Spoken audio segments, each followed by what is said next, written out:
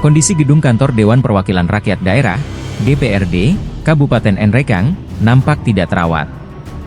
Gedung kantor DPRD Kabupaten Nrekang ini berada di Jalan Poros Sultan Hasanuddin, Kelurahan Puseren, Kecamatan Nrekang, Sulsel. Pantauan tribun-timur.com, Jumat, 3 Januari 2025, nampak gedung penyerap aspirasi rakyat tersebut pada bagian plafonnya banyak yang bocor. Kemudian banyak ranting, berserakan pada halaman depan kantor. Pemandangan jorok juga nampak pada bagian belakang gedung kantor, yang memperlihatkan banyak kotoran burung yang berserakan di lantai. Untuk cat gedung kantor juga sudah mulai ditumbuhi lumut dan kusam. Sekretaris Dewan, Sekwan, Kadir Loga mengatakan telah menginstruksikan jajarannya untuk dilakukan perbaikan di gedung serba putih tersebut. Alasannya juga, karena dia fokus untuk membenahi toilet terlebih dahulu. Saat ditanya soal anggaran perbaikan fasilitas di gedung kantor DPRD itu, Kadir tidak menyebut nominalnya.